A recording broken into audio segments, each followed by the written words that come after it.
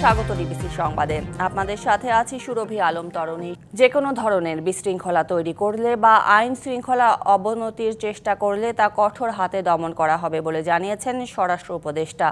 স্বাধীনতা দিবস এবং ঈদের সময় সার্বিক নিরাপত্তা ব্যবস্থা জোরদার করতে আইন শৃঙ্খলা বাহিনীকে নির্দেশ দেওয়া হয়েছে বলে জানান তিনি।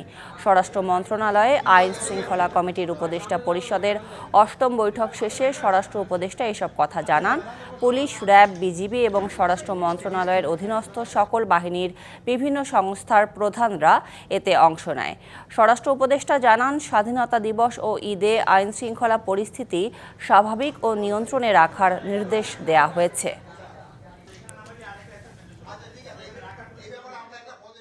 অপরাধমূলক কর্মকাণ্ডে জড়িত এবং দেশ বিরোধী ধ্বংসাত্মক আন্দোলন, সমাবেশ ও উস্কানি যাদের গ্রেপ্তার করা হবে।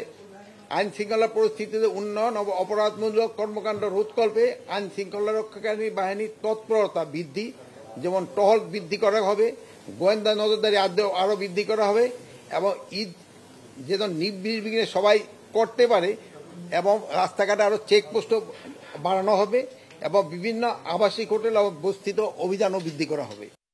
প্রায় ১৫৫০ কোটি টাকার জ্ঞাত আয় বহির্ভূত সম্পদ অর্জনের অভিযোগে এস আলম গ্রুপের চেয়ারম্যান মোহাম্মদ সাইফুল আলম ও তার স্ত্রী ফারজানা পারভিনের নামে ২টি মামলা দায়ের করেছে দুর্নীতি দমন কমিশন। মঙ্গলবার সংস্থাটির সহকারী পরিচালক মাহমুদুল হাসান বাদী হয়ে সমন্বিত কার্যালয় ঢাকা ১-এ আলাদা মামলা করেন। প্রথম মামলায় এস আলম গ্রুপ ও ফার্স্ট সিকিউরিটি ইসলামী ব্যাংক লিমিটেডের সাবেক চেয়ারম্যান সাইফুল আলমের বিরুদ্ধে ৭৯৬ কোটি ২৮ লাখ টাকার অবৈধ সম্পদ অর্জনের অভিযোগ আনা হয়েছে। দ্বিতীয় মামলায় সাইফুল আলমের স্ত্রী ফারজানা পারভিনের বিরুদ্ধে ৭৪৩ কোটি ৫৭ লাখ ১,৪৫৩ টাকার জ্ঞাত আয় বহির্ভূত সম্পদ অর্জনের অভিযোগ আনা হয়েছে। এজাহারে বলা হয়, সাইফুল আলম ও তার স্ত্রীর বিরুদ্ধে Singapore, Cyprus, British Virgin island সহ বিভিন্ন দেশে বিভিন্ন স্থাবর ও অস্থাবর সম্পদের তথ্য মিলেছে। তবে আয়কর নথিতে তা অন্তর্ভুক্ত না থাকায় এই সম্পদকে পাচার বলছে দুদক।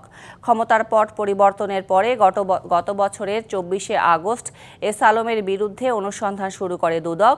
এরপর এস আলম গ্রুপ সংশ্লিষ্টদের গত জানুয়ারি ও ফেব্রুয়ারি মাসে তলব করে। প্রধান উপদেষ্টার আসন্ন চীন সফরে স্বাক্ষরিত হবে বেশ কয়েকটি সমঝোতা স্মারক। আলোচনা হবে তিস্তা প্রকল্প নিয়েও। তবে ঋণ সহায়তার বিষয়ে এখনই কিছু বলা যাচ্ছে না। আর আসন্ন বিমস্টেক সফরে ভারতের সাথে প্রধানমন্ত্রীর সাথে বৈঠক করতে প্রস্তুত আছে বাংলাদেশ।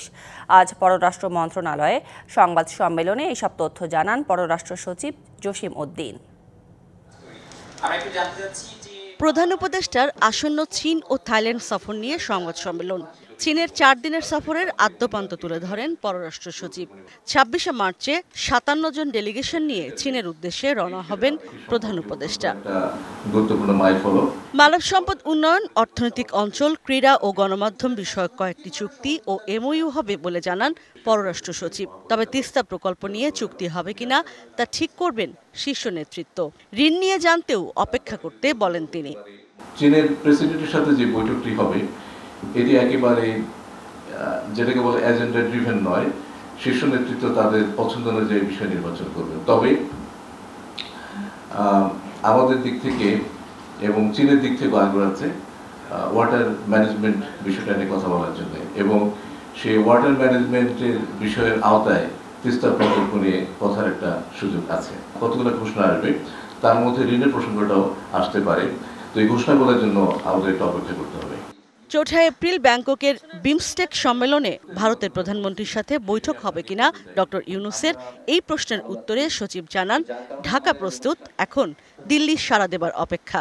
ভারতের সাথে আমাদের সম্পর্কের যে বর্তমান প্রেক্ষাপট, সেই প্রেক্ষাপটের প্রেক্ষিতে এই বৈঠকটিকে আমরা গুরুত্ব দিয়ে দেখছি এবং আমরা আশা করি যে এই বৈঠকটি যদি অনুষ্ঠিত হয় তাহলে আমাদের দ্বিপাক্ষিক সম্পর্কে যে সৃষ্ট স্থবিরতা সেটা কেটে যাওয়ার সম্ভাবনা আছে।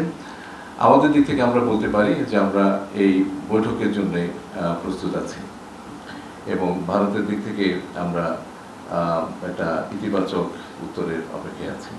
এদিকে অর্থনৈতিক প্রতিবেদকদের সংগঠন ইআরএফ-এর এক কর্মশালায় প্রেস সচিব জানান, চীনা উদ্যোক্তাদের দৃষ্টি আকর্ষণ করতে চীন যাচ্ছেন সরকার প্রধান। ম্যাক্সিমাম এক্সপোর্টটা নিচ্ছে না, ইম্পোর্ট করছে না, তো সেই জায়গায় যাতে বাংলাদেশের তো সেই ধরনের কোনো এক্সপোর্ট কোনো রেস্ট্রিকশন। দুটি সফরই বাংলাদেশকে অর্থনৈতিক এবং আঞ্চলিক নেতৃত্বের ক্ষেত্রে সমৃদ্ধ করবে বলে জানান তারা। ওরা একটা প্ল্যাটফর্ম তৈরি করে দিয়ে যাবেন। ইশরাত জাহান উর্মি, ডিবিসি নিউজ, ঢাকা। তামিম ইকবালকে এখনই ঢাকায় না নেওয়ার পরামর্শ দিয়েছেন চিকিৎসকরা, রাখতে বলেছেন আরও 48 ঘন্টার অবজারভেশনে। সকালে তামিম ইকবালকে দেখার পর এই কথা জানান চিকিৎসকরা। তবে তামিমের অবস্থা আগের চেয়ে উন্নতি হয়েছে, উঠে বসতে পারছেন, কথা বলছেন সবার সাথে। তবে তামিম ইকবালকে ক্রিকেটে ফিরতে অপেক্ষা করতে হবে আরও 3 মাস। ডাক্তারদের অনুমোদন পেলে 3 মাস পর মাঠে নামতে পারবেন তিনি। রবিবার বিকেএসপিতে ম্যাচ খেলতে এসে হার্ট অ্যাটাক করেন তামিম ইকবাল। দুটি অ্যাটাকের মধ্যে একটি ছিল ম্যাসিভ। দ্রুত গাজীপুরের এক হাসপাতালে একটি রিং পরানো হয়। সার্বিক অবস্থা আলহামদুলিল্লাহ আশাব্যঞ্জক। এই মুহূর্তে মুভ করা তার জন্য খুবই রিস্কি, এবং সে বিষয়টা তামিম ইকবালের সাথেও আমরা আলাপ করেছি। আমরা তাকে বলেছি যে 48 থেকে 72 ঘন্টা পর্যন্ত একটা ক্রিটিক্যাল টাইম, যাতে আর কোনো প্রবলেম না হয়। কথাবার্তা একটু কম বলা উচিত, একটু বিশ্রামে থাকা উচিত, কোন এডুকেশনে যাওয়া উচিত নয়। সংবাদে এই ছিল এখনকার মতো। ডিবিসি নিউজের সংবাদগুলো পড়তে ভিজিট করুন dbcnews.tv আর ভিজিট করুন ডিবিসি নিউজের ফেসবুক পেজ এবং ইউটিউব চ্যানেল। সঙ্গে থাকুন।